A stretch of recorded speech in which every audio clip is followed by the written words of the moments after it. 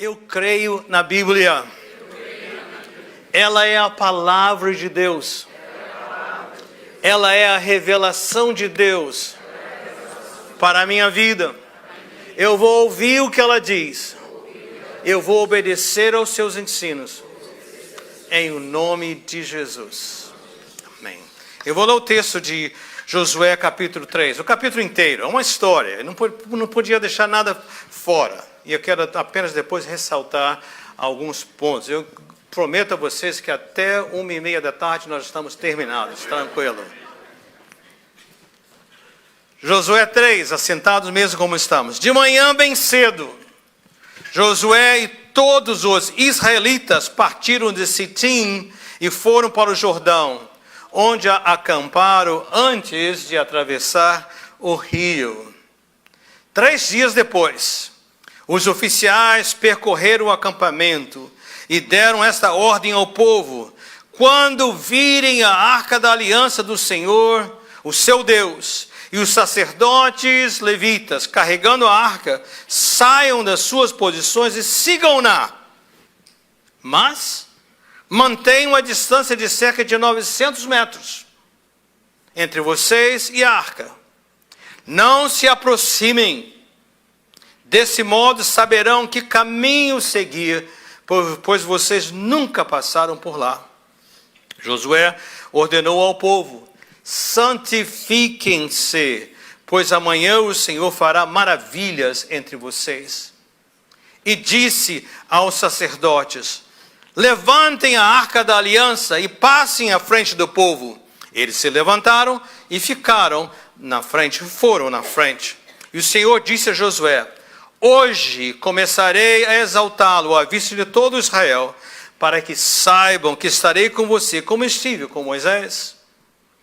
Portanto, você é quem dará a seguinte ordem aos sacerdotes que carregam a arca da aliança: quando chegarem às margens das águas do Jordão, parem junto ao rio.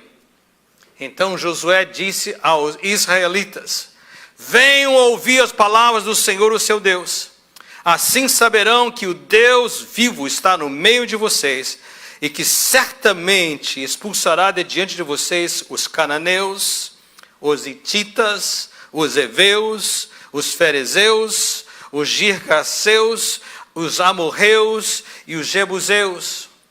Vejam, a arca da aliança do soberano de toda a terra atravessará o Jordão à frente de vocês. Agora escolham 12 israelitas, um de cada tribo. Quando os sacerdotes que carregam a arca do Senhor, o soberano de toda a terra, puserem os pés no Jordão, a correnteza será represada e as águas formarão uma muralha. Quando, pois, o povo desmontou o acampamento para atravessar o Jordão, os sacerdotes que carregavam a arca da aliança foram adiante. O Jordão transborda em ambas as margens na época da colheita, nessa ocasião. Assim que os sacerdotes que carregavam a arca da aliança chegaram ao Jordão e seus pés tocaram as águas, a correnteza que descia parou de correr e formou uma muralha a grande distância, perto de uma cidade chamada Adã, nas proximidades de Zaretã. E as águas que desciam para o mar da Arabá, o mar salgado, escoaram totalmente. Assim o povo atravessou o rio em frente de Jericó. Os sacerdotes que carregavam a arca da aliança do Senhor ficaram parados em terra seca, no meio do Jordão, enquanto todo Israel passava, até que toda a nação atravessou pisando em terra seca. Essa é a palavra do Senhor. Revendo esse texto, eu fiquei me lembrando, os 10 mandamentos, quando Moisés levanta o seu cajado e o mar abre, se separam, aquelas muralhas, eles passam a seco, Aquilo foi extraordinário. Deus mandou, ele levantou e aconteceu e o povo passou. Aqui você notou a dinâmica semelhante em algumas maneiras, mas diferentes. guarda aí a surpresa para você. Contexto. Josué 3. Eles estavam aqui, imagina, o Rio Jordão, lá do outro lado, a terra prometida. Lá longe. Uma terra prometida há mais de, vou chegar, 500 anos. Começa em Gênesis 12. Tem umas 10 vezes que Deus repete para Abraão, para Isaac, para Jacó, toda a descendência, um após os outros, só lembrando, essa terra eu lhes darei, essa terra eu lhes darei. Você se lembra lá em Gênesis, lá começando 37 em diante, quando vem a grande fome, e Jacó com seus 76 membros da sua família teve que ir para o Egito. Eles ficaram 433 anos e a terra prometida está distante, está lá do outro lado. Finalmente o Senhor com mão forte manda Josué e eles são libertos do Egito e agora eles começam, atravessam o Mar Vermelho milagrosamente, aquela caminhada no deserto em direção à terra prometida. As opiniões variam, mas dizem que aquela caminhada deveria durar meses, mesmo sendo mais que 1 milhão de pessoas, entre mulheres, homens e crianças, e mais todos os animais e suas pertences, talvez meses, talvez 1 ano. Mas eles ficaram ali no deserto quantos anos total? 40 anos. Por quê? Cabeça dura, pescoço duro, povo desobediente. Deus falava, eu fico assim impressionado lendo, né? Fico impressionado, depois eu olho para mim, olho para nós e falo, mas nós não somos muito diferentes deles, não. É que nós somos mais sofisticados, a gente desobedece educadamente a Deus. Então não faz, né? É igual o filho que faz, sim papai, sim mamãe, mas não faz o que falou sim ou mamãe. Eu sei que CCP não tem filhos assim, mas você pode conhecer alguém talvez e dar uma ideia. 40 anos, e o Senhor instruiu a Moisés, o líder anterior, antes de Josué, para que ele enviasse espias, está lá no livro de Números, e ele mandou 12 espias, um por cada tribo, e eles foram e disseram, a terra realmente, estavam prestes a entrar, prontos para entrar. E eles voltaram com um relatório, a terra realmente é muito boa, o fruto é extraordinário, trouxeram alguns exemplos, mas os 10 dos 12 disseram, mas o povo lá é gigante, a cidade tem muralha, nós nos sentimos assim, desse tamanhozinho, como gafanhotos diante de gigantes. E o povo reclama, por que você nos trouxe para cá? Seria melhor termos morrido lá no Egito, escravos, aquela história toda. E o Senhor fez uma promessa, que eles disseram, nós vamos morrer todos. O Senhor falou o seguinte, vocês estão preocupados com suas famílias, né? Seus filhos verão a terra prometida, mas vocês... 1 ano para cada dia. Eles ficaram 40 dias espiando a terra. E aqueles que reclamaram, o Senhor disse, essa geração inteira, dos 10, toda a nação, vocês vão perecer no deserto. Só depois que essa geração passar que os filhos herdarão a terra. Esse é o momento crucial. Daqueles 12, só tem 2. Josué com 80 anos, Caleb com 85. Mesmo para aquela época eram idades avançadas, com muita experiência. E agora eles estão prestes a entrar na terra prometida. Mas só tem um grande obstáculo. Qual é o obstáculo? O Rio Jordão, na época que eles estavam atravessando. Imagine, 1,5 milhão de pessoas, crianças, adultos, pessoas de idade, pessoas jovens, bebês e tudo mais, seus pertences. Se fossem soldados, talvez pudessem, com muita força, nadarem. Se tivessem tempo, talvez pudessem chamar os engenheiros militares para fazerem pontes extraordinários. O ponto é que havia sonho, promessa, obstáculo. Eu creio que esse texto nos fala, porque para nós individualmente o Senhor também já deu sonhos. O Senhor já fez promessas. Algumas promessas, eu não as conheço, mas você as conhece. Ele individualmente fez promessas a você. Não só do seu presente, mas do seu futuro, claramente. E você está pronto. Às vezes nos atrasamos por causa da nossa desobediência.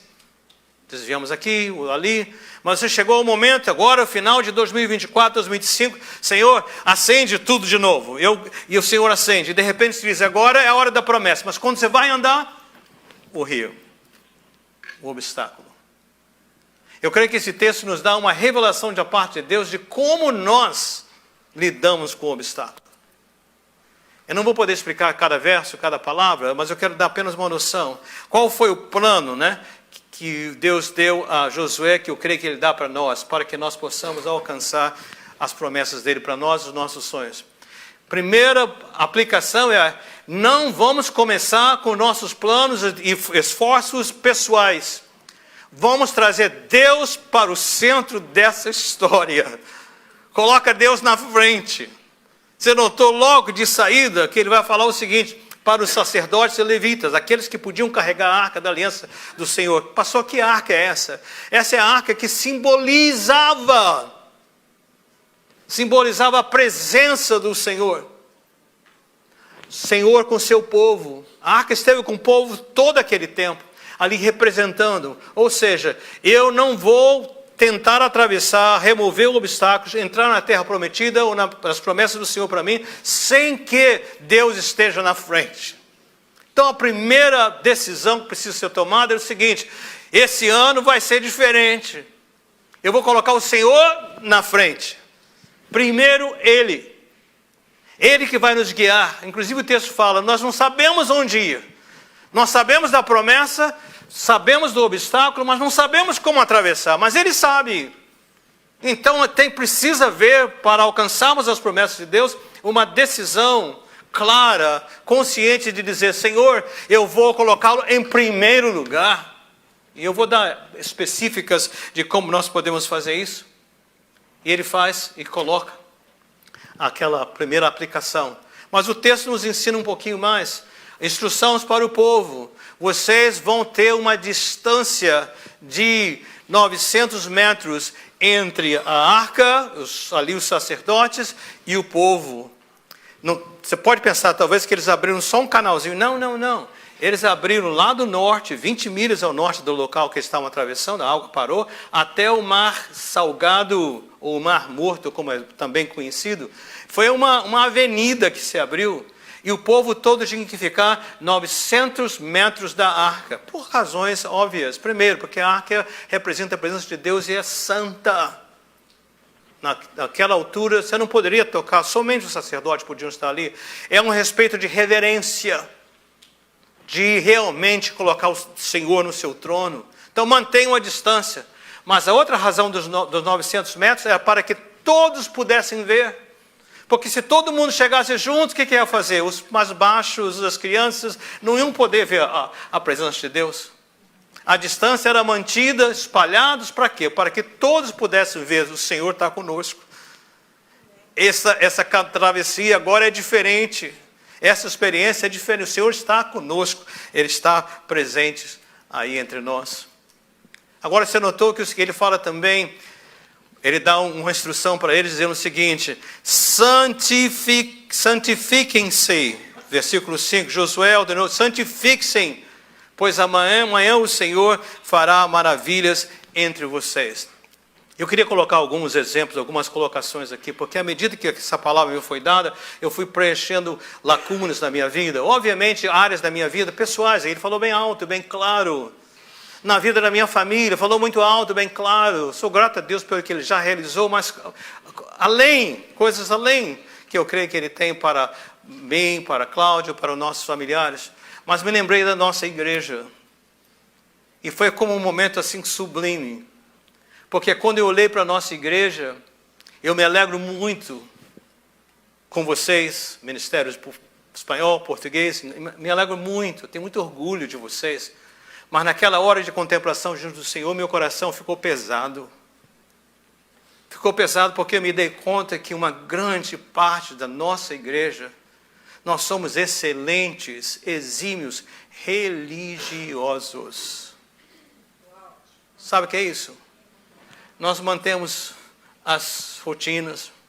A gente vem à igreja aos domingos, participamos dos louvores, ouvimos a palavra, participamos dos grupos pequenos, servimos aqui ou ali, porém nós paramos. Aí depois a gente vai, o resto da semana a gente está envolvido em coisas.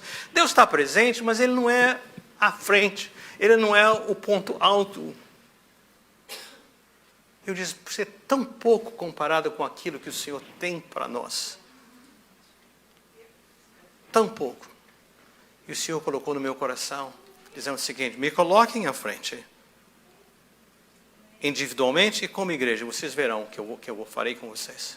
Vou levá-los a patamares e a níveis nunca antes experimentados. Colocou aquilo ali. E o Senhor me colocou também, porque eu fiquei pensando, mas por que nós somos tão religiosos? É porque nós falamos todo domingo, e eu creio que na Bíblia, ela é a palavra de Deus, ela é a revelação de Deus para a minha vida. Mas quantos de nós que só abrimos a Bíblia, ou lemos a Bíblia quando?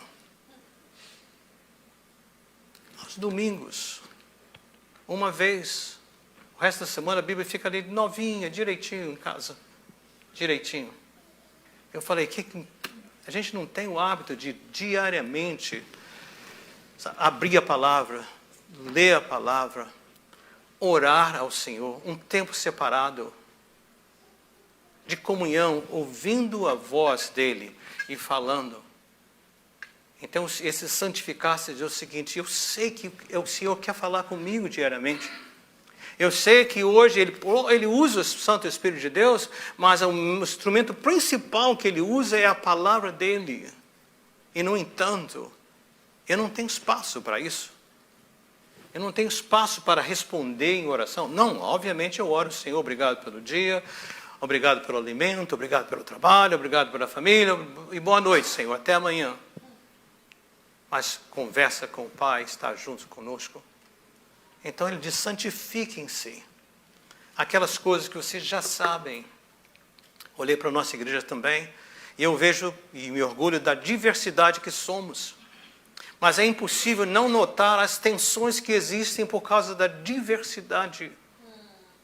Nós não somos iguais. Nós somos um corpo. Em um corpo você tem uma mão, outra mão, um joelho, outro joelho.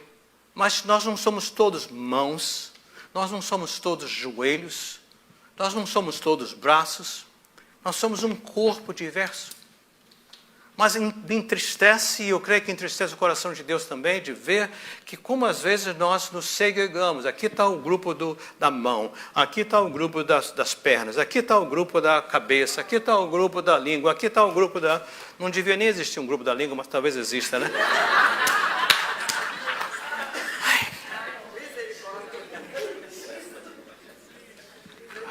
Mas o Senhor está dizendo para nós, santifiquem-se.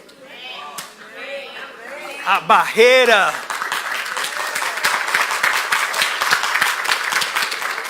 o que está impedindo os seus próprios sonhos, suas próprias promessas se realizarem. O Senhor não está à frente, coloque-o à frente, mas santifiquem-se. Comecem a praticar aquilo que vocês já conhecem. Como eu disse, me entristece o coração de Deus como a amargura. Às vezes acha lugar nos nossos corações. A inabilidade de perdoar como nós somos perdoados. Oramos, recitamos, perdoa as nossas dívidas, assim como nós perdoamos aos nossos devedores. E não praticamos. Guardamos rancor, gozão, ressentimento. Então, a palavra do Senhor, ó, para que haja tomar posse da terra prometida, das promessas, atravessar o obstáculo, santifiquem-se.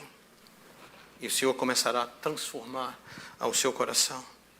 Então o que é que nós vemos? Um obstáculo, o Senhor dizendo, me coloca na frente. E se me colocando na frente, ele sabe o caminho, como eu vou ultrapassar esse obstáculo. Mas antes disso, não é a minha santificação que vai fazer o milagre. Mas o poder de Deus só será revelado através da minha santificação. Entenderam a dinâmica? Não é a minha obediência que vai fazer o milagre. Mas o Senhor está esperando que eu me santifique para que eu possa ver o milagre. É a única coisa que me impede.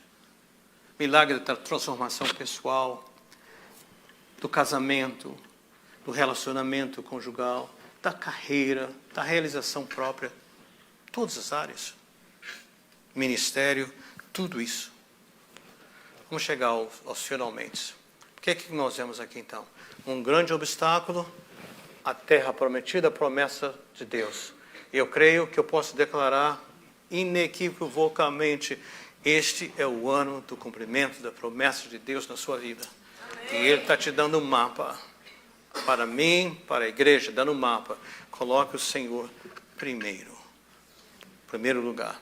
Santifique-se em segundo lugar. Permita que, não é só para alguns, não é só para um grupo da igreja ser tocado, um membro da fé, é para todo mundo. Então, por isso, todo mundo tem que ter acesso à presença de Deus, poder ver o Senhor agindo. Por isso, a distância, a reverência, o cuidado. Mas ele disse algo mais também. Ele falou o seguinte: os sacerdotes vão à frente, a presença de Deus vai na frente. Diga para eles pararem na ponta, na entrada, lá na margem do rio, com a arca. Eles pararam ali. E quando a ordem foi dada, o que eles tinham que fazer para que as águas se separassem? Eles tinham que pisar. No momento que eles pisaram, o que aconteceu? As águas se separaram. Até aí eu já estava empolgado. Aí me dei conta, porque o texto fala da muralha que foi lá nesse lugar chamado Adã, né? Versículo 15 fala assim: o Jordão transborda em ambas as margens na época da colheita. Assim que os sacerdotes que carregavam a arca da aliança chegaram ao Jordão e seus pés tocaram as águas, a correnteza que descia parou de correr e formou uma muralha onde? A grande distância. Eu já fui ver a distância, porque eu falo o nome da cidade, a cidade de Adã, 20 milhas rio acima. Veja se você capta isso. Para o povo, eles estavam, agora que eles iam andando e atravessar, o Senhor ia fazer o milagre. Mas o Senhor já havia parado as águas 20 milhas acima. Você captou isso? Ele está dizendo: filho, eu só estou esperando você dar o passo de fé. Porque eu já parei, eu já sequei o rio lá atrás. 20 mil. Vocês não estão pegando essa ideia? Ele fez antes. Aquilo que você almeja já foi realizado. O obstáculo já foi removido. Mas começou lá atrás. Nós não vimos. Mas nós só vimos quando colocamos os pés. Ou seja, o Senhor já realizou. Ele deu a promessa, Ele deu o sonho, e Ele só está esperando a santificação e o passo de fé. Porque a muralha estava ali. E não abriu só dali não, foi até o Mar Salgado. Aquela multidão pôde passar esses 900 metros de distância para o outro lado. Agora a grande pergunta, o grande desafio é: eu quero isso? Eu quero essa transformação? Eu quero deixar de ser religioso para ser realmente um adorador? Um filho de Deus? Comunhão com o Pai? Eu estou pronto a ser essa igreja que não é uma religiosa, mas que conhece a palavra de Deus, ouve a sua palavra e ora? Se a resposta é sim, não há nada que me impeça. Somente a minha decisão, o meu desejo. Eu creio que o Senhor aos poucos vai nos dar mais detalhes específicos que podem ajudar você na caminhada, mas começa com um lugar. Dizer: Senhor, o ano nem terminou ainda, hoje só dia 29, mas aqui tudo muda. O Senhor na frente, sua presença ali, respeitando-a, santificado diante do Senhor. Aqui está, Senhor. Me leva à terra prometida. Me leva à promessa que o Senhor já colocou no meu coração, na minha mente, no meu ser, e está me esperando do outro lado. Porque eu sei que o Senhor já realizou, o Senhor já removeu o obstáculo. Tudo que eu preciso é fazer o passo. Que Que o Senhor vos abençoe. Que o Senhor vos guarde. Que o Senhor sobre vós faça resplandecer o seu rosto e tenha misericórdia de vós. Que o Senhor sobre vós levante o seu rosto e vos dê a paz.